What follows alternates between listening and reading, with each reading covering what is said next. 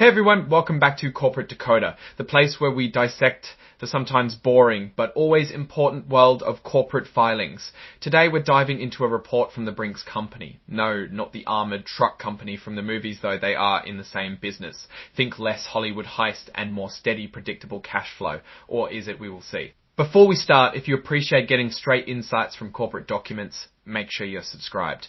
We also have a Discord community linked in the description below if you want to discuss more about investing. This filing is an 8K, which is basically a snapshot of important events that have happened recently. In this case, it's about their annual shareholder meeting. Basically, the owners of the company got together and voted on some important stuff. Let's see what they decided. Okay, so the big news here is that the BRINKS company held its annual meeting in May of 2025. Shareholders, meaning people who own stock in the company, got to vote on a few key things. First up, they elected the board of directors. These are the people who are supposed to be steering the ship, making the big decisions for the company.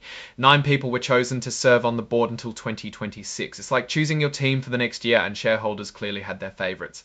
Let's look at the results. Okay, scrolling down to the table, we can see how many votes each person got. Kathy Andrade got over 37 million votes for her, with about 2 million voting against her. That is a lot of confidence in her abilities. Looking at another example, Keith Weiss received over 38 million votes for him and about 676,000 votes against him. So shareholders seem to approve of the leadership team at BRINKS. Now let's move on to the next item on the agenda. Next, shareholders voted on how much the top executives get paid. This is an advisory vote, meaning the company doesn't have to listen, but it's a good way to see if the owners are happy with the management's paychecks. Let's see how that went. The results here are overwhelmingly in favour of the executive compensation. Nearly 39 million votes were cast for the compensation packages, while only about 500,000 voted against. Sounds like shareholders think the executives are worth the money. Lastly, shareholders voted on who should be the company's independent auditor for the year.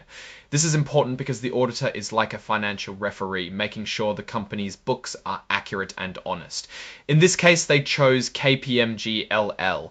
Let's see how the votes played out. The approval for KPMG was even stronger. Over 41 million votes in favour, with only a tiny fraction voting against or abstaining. So it seems like shareholders are very happy with the accounting firm. Now let's put all this together. Based on what we see in the filings, BRINKS seems to have a pretty smooth operation right now.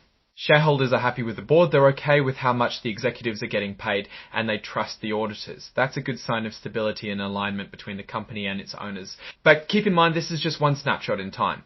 Shareholder sentiment can change quickly, especially if the company's performance starts to dip. It is also interesting to see that there aren't any new initiatives in the filing.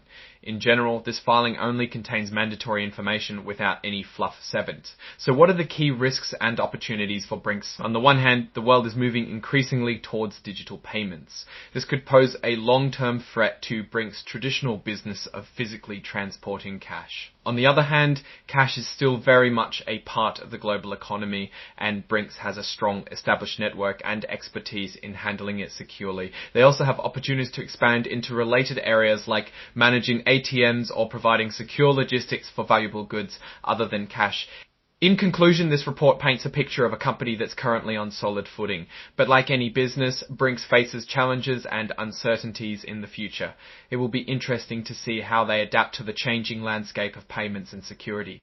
Alright, that's our breakdown of BRINKS shareholder meeting. What's your take on these votes and what they signal for the company's future? Drop your thoughts in the comments. If this analysis was valuable, hitting that like button really helps, and subscribe for more deep dives into the world of corporate filings. Don't forget to cap the Discord in the description. Thanks for watching. See you next time.